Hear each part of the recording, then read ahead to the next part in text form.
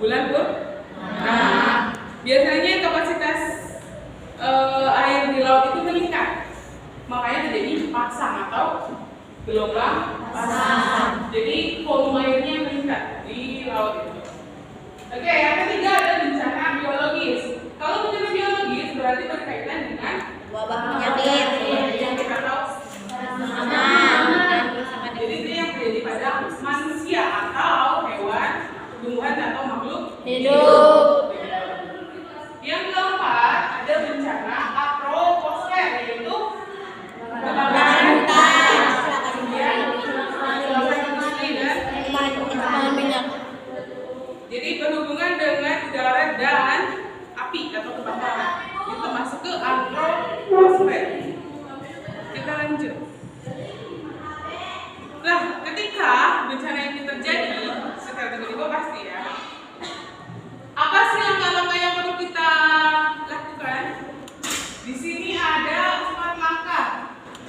Adalah peningkatan kesadaran. Peningkatan kesadaran itu berarti masyarakat harus mengetahui bencana apa yang mungkin terjadi di wilayahnya. Contoh, kalau misal penduduk di wilayah pantai, bencana apa yang akan terjadi? Gelombang pasang.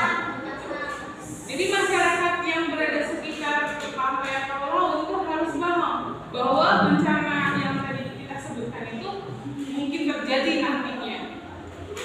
Dan mereka juga harus tahu mitigasi atau pencegahan apa yang harus dilakukan untuk menyelamatkan diri ketika bencana alam.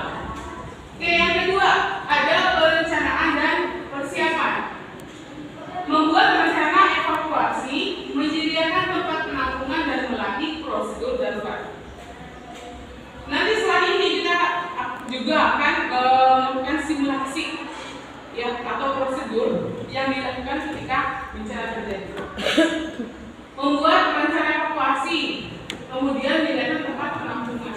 Jadi ketika ada bencana, kemudian kita harus juga menyiapkan tempat penampungan. Kenapa? Karena mungkin saja tempat tinggal atau rumah yang kita tinggal itu rusak karena roboh, karena bencana. Tahan bencana, menanam pohon dan sistem peringatan dini. Membangun infrastruktur tahan bencana. Berarti ketika masyarakat membangun rumah, membangun itu juga harus memperhitungkan dan memperhatikan apakah bangunan tersebut kokoh dan tahan bencana. Kemudian yang kedua menanam pohon. Di sekitar kita masih banyak pohon. Bisa kita katakan bahwa daerah kita itu aman. Ada lapangan terbuka untuk evakuasi? Ada. Berarti aman? Aman. Kemudian membangun sistem peringatan dini bisa dengan sirine atau alarm ketika bencana terjadi, maka alarm atau sirine itu otomatis berbunyi. Jadi itu menjadi tanda bahwa kita harus segera menyelamatkan diri. Gitu. Yang terakhir ada pengembangan kapasitas, melatih relawan, petugas dan masyarakat dalam penanganan bencana. Bisa kalau di sekolah berarti ada OSIS atau unit kesehatan sekolah. Di sini ada ya? Ada. Kemudian ada misalkan ada PMR juga ada petugas kesehatan.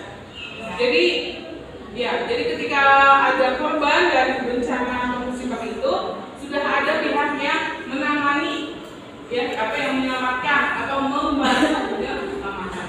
Next. Oke.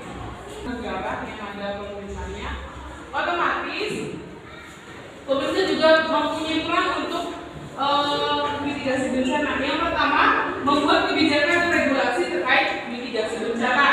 Yang kedua, mengelola sumber daya dan dana untuk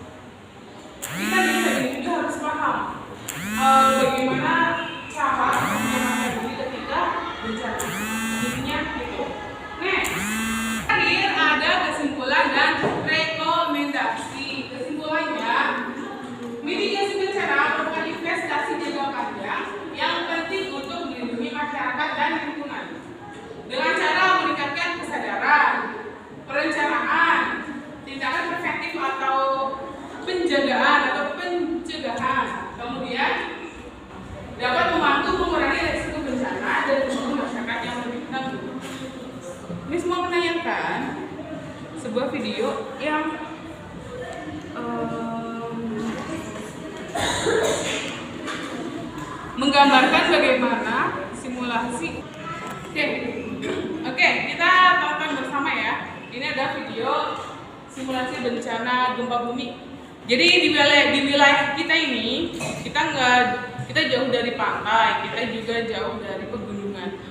Tapi ada juga bencana yang mungkin terjadi, yaitu gempa bumi. Ini kita akan menunjukkan simulasi bencana gempa